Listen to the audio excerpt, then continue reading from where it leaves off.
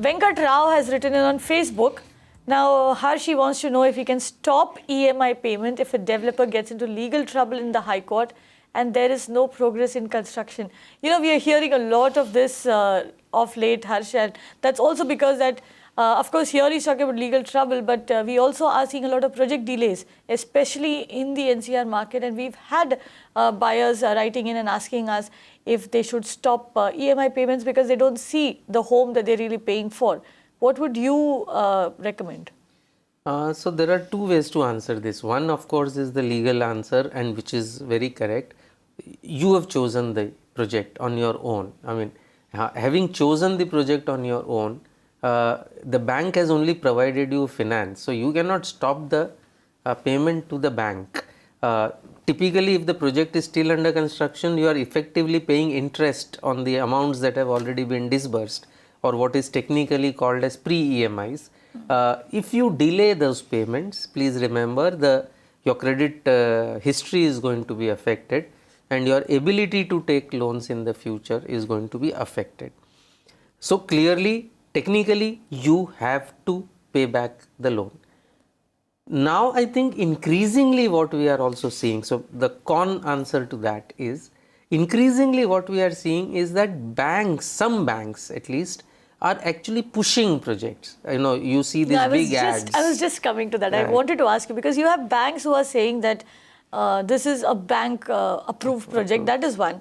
Now, we also see a lot of banks getting into these tripartite deals where there is a developer, there's a buyer, there's a banker, and what they're essentially saying is that 10% now, 90% on possession, and then the project gets stuck.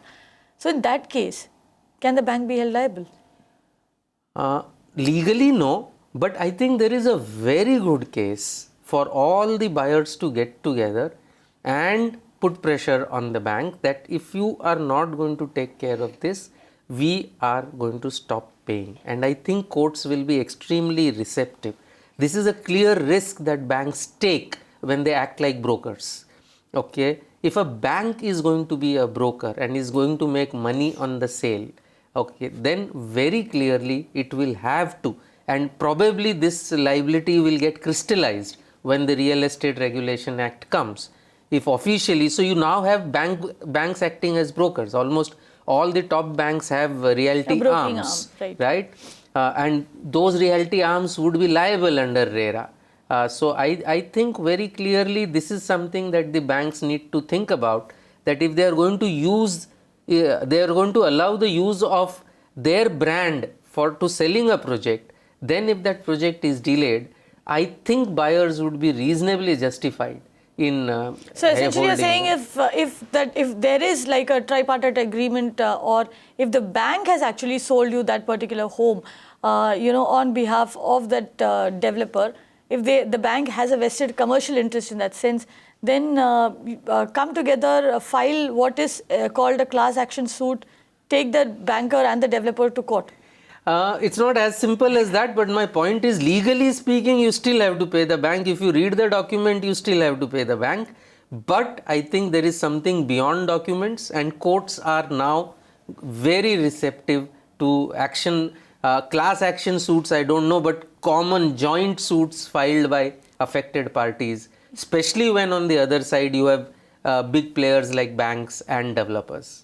And we are seeing a lot of that. A lot of buyers are coming together. So Venkat Rao, you know, especially if say you are stuck in a project like that, one advice that we would give you is, of course, that, you know, like Harsh said, continue paying your EMIs. But the other thing you can also do is go online. A lot of buyers are grouping online. They are connecting with each other. They are forming associations, and then they are taking on developers in court. In your case, of course, if you are in a situation like Harsh just described, then you can probably also take on the bank in court and see what comes of that.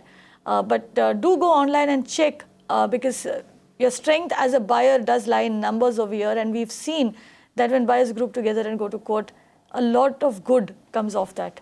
Harsh, I can see that you want to say something more. So I think generally if you look at these situations, typically your interest and the bank's interest are actually coterminous. The bank's money is also stuck when the project gets stuck. But the key is the bank tries to take that money from you. If everybody gets together then the bank realizes that, the buyers have got together, let us jointly do something to make sure that the developer develops it. Yes, but till then, you will have to pay your EMIs. There is no escaping that. You can watch live TV on our website mpnow.in. Find us on Facebook at facebook.com/magicbricksnow. And don't forget to click the like button. You can also follow us on Twitter at magicbricksnow.